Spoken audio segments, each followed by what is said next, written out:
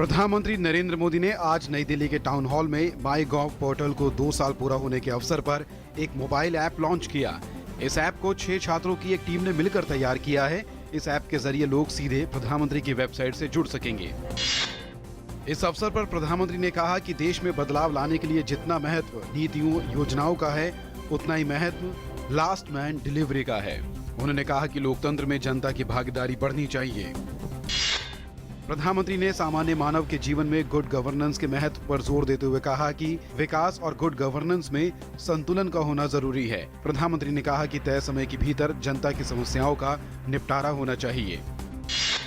7.5% की दर से बढ़ रही भारत की अर्थव्यवस्था का श्रेय देश की जनता को देते हुए प्रधानमंत्री ने कहा कि देश को साधन संपन्न बनाने के लिए अगले 30 वर्षों तक 8% की विकास दर जरूरी है। प्रधानमंत्री ने विकास के लक्ष्य को पाने के लिए शासन को जवाबदेह बनाने पर भी जोर दिया। प्रधानमंत्री ने कहा कि देश के गरीब से गरीब व्यक्ति को भी हेल्थ इंश्योरेंस के साथ साथ हेल्थ एश्योरेंस का मिलना भी जरूरी है और इस दिशा में सरकार तेजी से काम कर रही है। साथ ही उन्होंने भारत को स्वस्थ बनाने के लिए बीमारियों की रोकथाम पर भी जोर दिया। प्रधानमंत्री ने गौरक्षा के नाम पर दुकानें खोलकर बैठे लोगों पर भी जमकर निशाना साधा। उन्होंने कहा कि रात में गोरख धंधा करने वाले दिन में गौरक्षा का चोला पहन कर निकलते हैं। पीएम मोदी ने राज्य सरकारों से कथित गौरक्षकों के खिलाफ डोजियर निकालने की भी अपील की।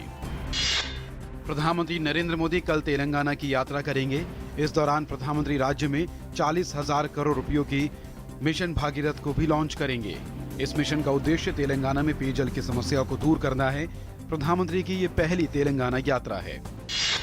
केंद्रीय शहरी विकास मंत्री एम वेंकैया नायडू ने आज राष्ट्रीय मीडिया सेंटर में स्वच्छ सर्वेक्षण 2017 कार्यक्रम का शुभारंभ किया। ये स्वच्छता सर्वेक्षण 500 शहरों में किया जाएगा।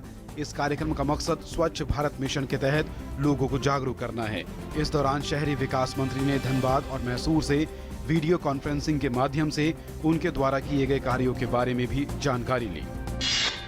वेंकैया नायडू ने कहा कि स्वच्छता को एक जन आंदोलन का रूप लेना चाहिए। इसके लिए जन भागीदारी के लिए एक मोबाइल ऐप भी लॉन्च किया गया है।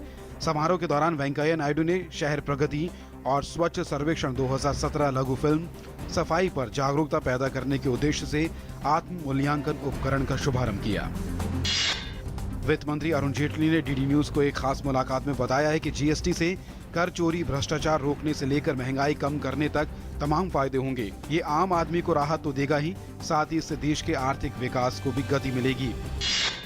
केंद्रीय मानव संसाधन विकास मंत्री प्रकाश जावड़ेकर ने भारतीय प्रौद्योगिकी संस्थान यानी IIT के जम्मू सेंटर का विधिवत उद्घाटन किया। इसके साथ ही इस प्रतिष्ठित संस्थान के 2016-17 शैक्षणिक सत्र की कक्षाएं शुरू हो गई हैं। IIT जम्मू में 90 विद्यार्थियों ने पंजीकरण करवाया है, जिनमें से 85 ने ज्वाइन भी कर लिया है। भारत में सऊदी अरब के राजदूत डॉक्टर सऊद मोहम्मद अल साती ने आज नई दिल्ली में केंद्रीय अल्पसंख्यक मामलों के मंत्री मुख्तार अब्बास नकवी से मुलाकात की। इस दौरान नकवी ने भारतीय श्रमिकों के हितों की रक्षा के लिए सऊदी सरकार के सहयोग के लिए धन्यवाद दिया। दिल्ली के पटियाला हाउस कोर्ट ने चेक बाउंस मामले में विजय माल्या के खिलाफ गैर जमानती वारंट जारी किया है। कोर्ट ने विदेश मंत्रालय को ये निर्देश दिया है कि माल्या को गैर जमानती वारंट भेजा जाए। साथ ही विजय माल्या को 4 नवंबर को कोर्ट में पेश करने के भी आदेश दिए गए हैं।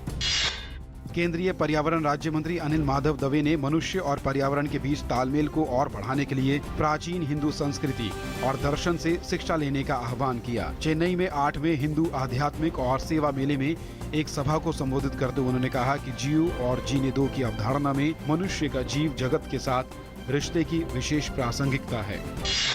पुरुषों के सिंगल स्कल नौकायन प्रतियोगिता में भारत के दत्तू भोकानल ने हीट में तीसरा स्थान प्राप्त कर क्वार्टर फाइनल के लिए क्वालिफाई कर लिया है।